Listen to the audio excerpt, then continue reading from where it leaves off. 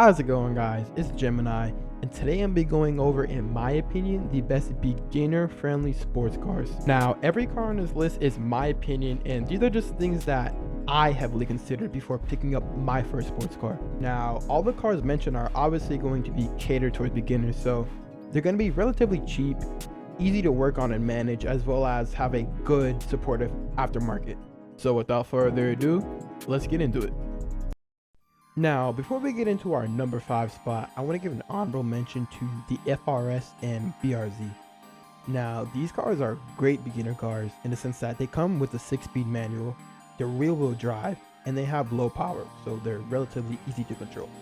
But when I think about the fact that they're powered by a 2-liter flat 4, now, in my opinion, the knowledge that you're going to get working on this motor won't really translate down the line. Another drawback on this car for me was just the price tag. Now, these cars range from the mid to upper tens, and for that price, I just feel like the cars mentioned on this list are a way better buy. Coming in at our number 5 spot is going to be the Lexus IS300. Now, the first thing that stands out to me about this car is that it's a rear-wheel drive sedan, and it has that street look, and I honestly just love everything about it. Now, although rare, these things do come manual, which is just insanely hard. Bro, and these things are powered by a 2JZ. Do I even need to say more on that? And it really only continues to get better when you take into account that you're getting Toyota reliability out of these things. When searching for an IS300, the first thing you're going to notice is that the cars are either not in the best condition, so it's very cheap, or it is in good condition and the price is going to be a little steep. Bro, if you're able to snipe that perfect listing that's in that perfect middle ground, you're going to have the best daily as well as a head turner to other enthusiasts. Aftermarket road on these cars is going to be pretty standard and easy. You clean this thing up, lower it, put some wheels on it, and you got a clean car to be proud about. Except, I feel as that's pretty much it. Nonetheless, the IS300 is a perfect low and slow car if that's what you're into. Coming in at number 4 is, in my opinion, such an underrated car. It's going to be the Hyundai Genesis Coupe. This car for me is a no-brainer when it comes to a good beginner car. Now, this car is such a good car that this is the car that I recommend to my friends when they ask me what car they should look into, because this was my personal second option. These cars are absolutely beautiful with a really good, really easy aftermarket to help set yourself apart and have fun building your car. Genesis Coupes made a run from 2009 to 2016, separated by 2 different models, the BK1, which was 2009 through 12, and the BK2, which was 2013 through 16. Genesis Coupes are going to offer you 2 different trims. One is going to be a 2.0 liter inline 4 turbo, or a 3.8 naturally aspirated V6. Both trims are offered in an automatic or a 6-speed manual. Searching for one of these cars is gonna be a breeze. They're honestly laughably affordable, sitting at just around 10K. However, the downside on these things is gonna be the fact that they're a Hyundai, and they're honestly really heavy cars. But if you don't mind both of those things, then the Hyundai Genesis Coupe is the perfect beginner car for you. Coming in at our number 3 spot is going to be one of the greatest hatchbacks of all time, the Acura RSX. This is a car that, just in today's availability, breaks my heart. The RSX was Acura's short-lived replacement to the well-loved Integra, with production years being from 2002 to just 2006. The RSX came in automatic or manual transmission with just 2 different trims. Your standard trim offered you a 2-liter 4-cylinder K20A3, making just 155 horsepower.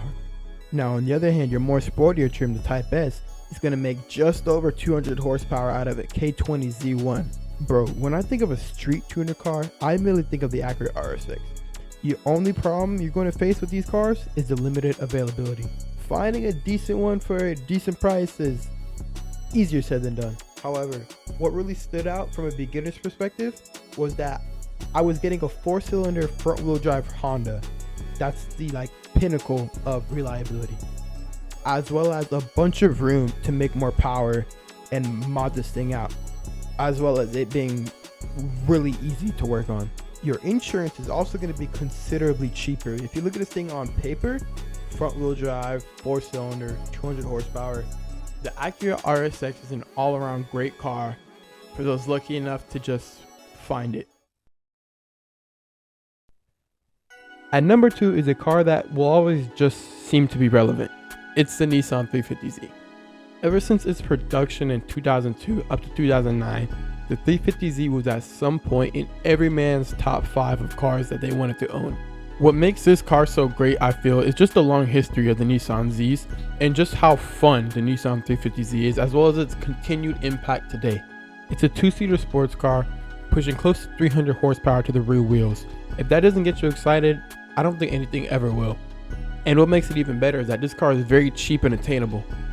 And the aftermarket that follows the 350Z is very supportive as well. The 350Z is without a doubt one of the best budget sports cars of all time. With that being said, why isn't this car number 1? And that's because the only personal issue I have with this car is that it has no back seats. And realistically, that's not even an issue. That's just a personal preference. However, if you're someone who fits the 2-seater lifestyle or you're just looking for a fun second car, then by all means, the 350Z is your car. At my number 1 spot is going to be the Infiniti G35, one of the most controversial street cars just due to its bad rep. Now, say what you want about these cars, I absolutely love them. In the hands of someone who's going to build and take care of this car correctly, your end result is going to be phenomenal. Looks, performance, and practicality wise, the G35 is just amazing all around. 6-speed manual, rear wheel drive, coupe or sedan, this platform has it all. Powered by one of the best budget sport engines of all time, the VQ35, it's the perfect mix of fun and reliability. G35s are easy to work on, as well as having a very flexible aftermarket. You'll be able to take this car in any direction you please.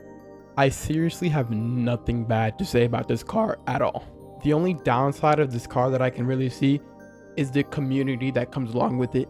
But if you're acting and building your car right, you won't be a part of that side. I bought my 2004 G35 Coupe for $7,500 at 126,000 miles, and I'm the 3rd owner.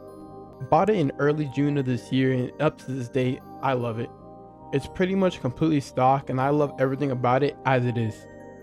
It's the perfect street car that I was looking for, and I couldn't be happier with the buy. The Infiniti G35 is, in my opinion, the best budget sports car of all time.